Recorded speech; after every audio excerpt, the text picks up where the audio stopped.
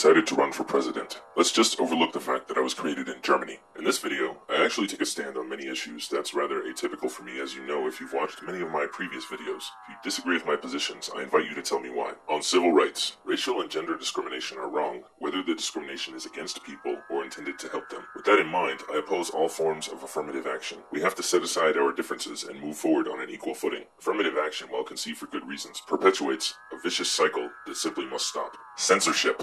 I'm against censorship in any form, including censorship aimed at public decency, family values, or any other decent-sounding word that masks the fact that censorship infringes on free speech. Gay stuff, like gay marriage, gays in the military, etc. Basically, I'll fight to repeal any law that makes a specific statement about someone's sexual orientation. We don't really need laws to protect gays. We just need laws that leave them alone. As for marriage as we know it today is a religious institution, and the government should have no position on it either way. The same tax breaks that marriage provides people can be accomplished more fairly by targeting households rather than married couples. In that way, gay people in their households would enjoy the same rights as anyone else, but not because they're gay, just because they're human beings. Hate crimes. I've never really understood the concept of a so-called hate crime. Murder is murder, rape is rape. We don't need special laws that make arbitrary distinctions between races, religions, or completely subjective judgments about the criminal state of mind.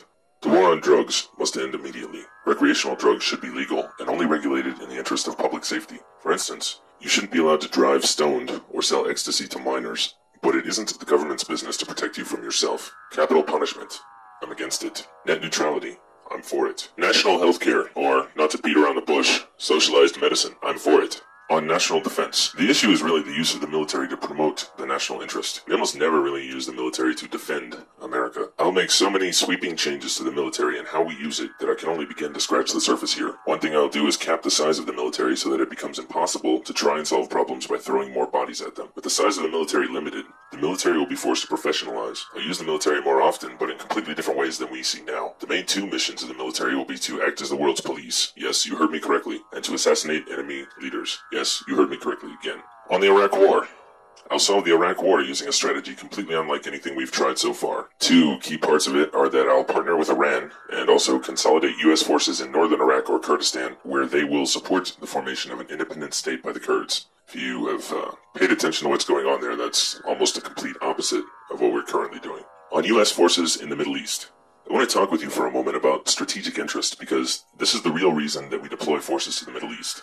U.S. forces will continue to be active there, but not under the banner of freedom or liberation. That sort of thing is basically propaganda. The main reason that the U.S. has a strategic interest in the Persian Gulf is oil, but not like many people think, especially for our own use. The concern is that oil shipments must continue to flow through the Persian Gulf because the economies of Europe and Asia depend on those shipments. In turn, the U.S. economy is dependent on the economies of Europe and Asia. Believe it or not, we could get by without that oil, but our friends couldn't, and we could not get by without our friends. On education.